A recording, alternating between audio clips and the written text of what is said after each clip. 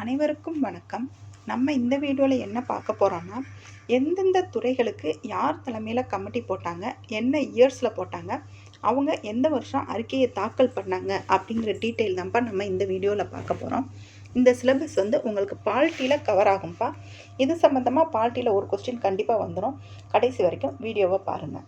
First பாருங்கள், அடிப்படை கடமைகள் சம்மந்தமாக யார் தலைமையில் கமிட்டி போட்டாங்கன்னா, சுரன் சிங் அவங்க தலைமையில் தான் போட்டாங்க. 1976 அவங்க 76 அறிக்கை கொடுத்துருப்பாங்க. இந்திரா காந்தி அவர்கள் தான் இந்த கமிட்டியை அமைச்சிருப்பாங்க. நெக்ஸ்ட்டு, மொழிவாரி மாநிலங்கள் பிரிக்கிறதுக்கு 3 கமிட்டி போட்டிருப்பாங்க. ஃபஸ்ட்டு போட்ட கமிட்டி என்னென்னா 1948 தார் கமிட்டி அமைச்சிருப்பாங்க. அவங்க 1948 ரிப்போர்ட் கொடுத்துருப்பாங்க.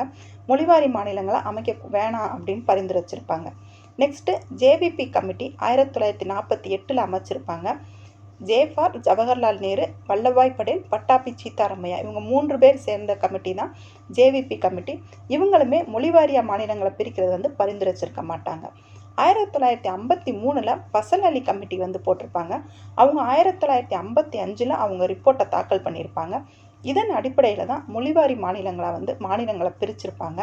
முதல் மொழிவாரி மாநிலமாக பிரிக்கப்பட்ட மாநிலம் எது அப்படின்னு பார்த்தீங்கன்னா ஆந்திர பிரதேசம் தான்.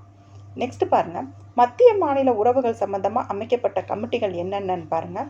ஃபஸ்ட்டு 1966 முதல் நிர்வாக சீர்திருத்த குழு அப்படிங்கிறது 1966 அமைச்சிருப்பாங்க. இதனோட தலைவர் மொராசிங் தேசாய் அவங்க தான் இருந்திருப்பாங்க. அதுக்கப்புறம் அவங்க அந்த பதவியிலேருந்து விலகினதுக்கு பிறகு அனந்த்பூர் சாஹிப் அவங்க 1973 பொறுப்பேற்றிருப்பாங்க. மத்திய மாநில உறவுகள் சம்பந்தமாக முத அமைச்ச கமிட்டி எது அப்படின்னு பார்த்தீங்கன்னா ராஜமன்னார் கமிட்டி. தமிழ்நாடு தான் அமைச்சிருக்கோம். அதுக்கப்புறம் தான் மத்திய கவர்மெண்ட் அமைச்சிருப்பாங்க. 1977 மேற்கு வங்காள ஆவணம் அப்படிங்கிற கமிட்டியும் ஆரம்பிச்சிருப்பாங்க. 1983 சர்க்காரியா கமிட்டி அப்படிங்கிறது இந்திரா காந்தி அவர்கள் பிரதமராக இருக்கும்போது அமைச்சிருப்பாங்க. மத்திய மாநில உறவுகள் பற்றி ஆராயிறதுக்கு இவங்க 1987 அறிக்கையை தாக்கல் பண்ணியிருப்பாங்க. நெக்ஸ்ட்டு, 2007 பூஞ்சி ஆணையம் அப்படிங்கிற கமிட்டியும் மத்திய மாநிலம் சம்பந்தமாக அமைச்சிருப்பாங்க. நெக்ஸ்ட் பாருங்கள், பஞ்சாயத்து முறை பற்றி அமைச்ச குழுக்கள்லாம் என்னென்ன அப்படின்னு பாருங்கள்.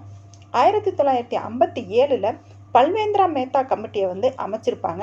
இவங்க 3 அடுக்கு பஞ்சாயத்து முறையை பரிந்துரைச்சிருப்பாங்க.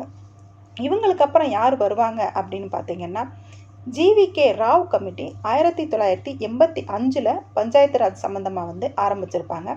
இவங்களுக்கு அப்புறம் அசோக் மேத்தா கமிட்டி 1977 ஆரம்பிச்சிருப்பாங்க.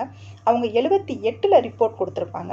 அவங்க 2 அடுக்கு பஞ்சாயத்து முறையை பரிந்துரைச்சிருப்பாங்க. இதுக்கப்புறம் 1986 எல்எம் சிங்வி கமிட்டி போட்டிருப்பாங்க. இவங்க பஞ்சாயத்து ராஜ் முறைக்கு அரசியலமைப்பு அங்கீகாரம் கொடுக்கணும் அப்படின்னு சொல்லியிருப்பாங்க. நெக்ஸ்ட் பாருங்கள், பிற்படுத்தப்பட்டோர் சம்பந்தமாக போட்ட கமிட்டிகள்லாம் என்னென்ன அப்படின்னு பாருங்கள்.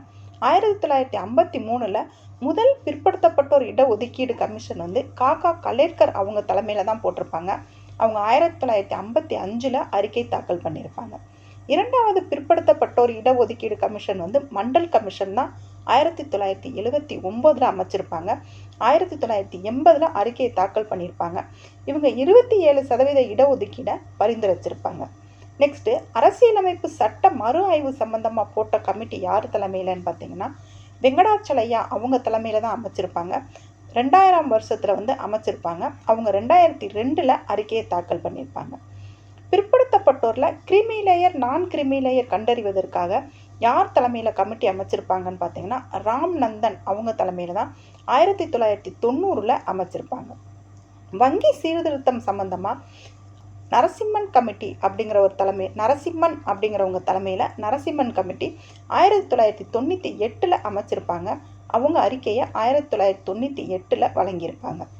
நெக்ஸ்ட் பாருங்கள், கல்வி திட்டம் மற்றும் அடிப்படை கடமைகள் சம்பந்தமாக நீதிபதி வர்மா அவர்கள் தலைமையில் 1999 நீதிபதி வர்மா கமிட்டி அப்படின்னு அமைச்சிருப்பாங்க. அவங்க 2000 அவங்களோட பரிந்துரையை கொடுத்துருப்பாங்க. நெக்ஸ்ட்டு, கல்வி மற்றும் வேலைவாய்ப்பில் முஸ்லீம்களின் இடஒதுக்கீடு பற்றி ஆராயிறதுக்கு சர்ஜார் அவங்க தலைமையில் சர்ஜார் கமிட்டி 2005 அமைச்சிருப்பாங்க. அவங்க 2006 அவங்களோட பரிந்துரையை வழங்கியிருப்பாங்க. தெலுங்கானா மாநிலம் உருவாக்கம் பற்றி விரிவான அறிக்கை கேட்டு ஸ்ரீ கிருஷ்ணா அவர்கள் தலைமையில் ஸ்ரீ கிருஷ்ணா கமிட்டி அமைச்சிருப்பாங்க. 2010 அவங்க 2010 அறிக்கை தாக்கல் பண்ணியிருப்பாங்க. பஞ்சாயத்து ராஜ் அமைப்பின் வருவாய் செலவினங்கள் எவ்வளோ ஆகுது அப்படிங்கிறத பற்றி ஆராயிறதுக்கு சந்தானம் அவர்கள் தலைமையில் சந்தானம் கமிட்டி 1963 அமைச்சிருப்பாங்க. அவங்க 1963 அவங்களோட அறிக்கையை தாக்கல் பண்ணியிருப்பாங்க. இது நம்ம ஸ்கூல் புக்கில் கவர் ஆகக்கூடிய யார் தலைமையில் போட்ட கமிட்டி, எந்த துறைக்கு சம்மந்தமானது, எந்த இயர் அப்படிங்கிற டீட்டெயில் ஃபுல்லாகவே இந்த வீடியோவில் உங்களுக்கு கொடுத்துட்டோம்ப்பா. இதை நீங்கள் படித்து நீங்கள் தெரிஞ்சுக்கோங்க. இதில் ஒரு கொஸ்டின் கண்டிப்பாக வரும். இதை நீங்கள் யூஸ் பண்ணிக்கோங்க. இன்னும் அடுத்து பாலிட்டி சம்மந்தமாக இன்னொரு வீடியோவில் பார்க்கலாம். தேங்க்யூ.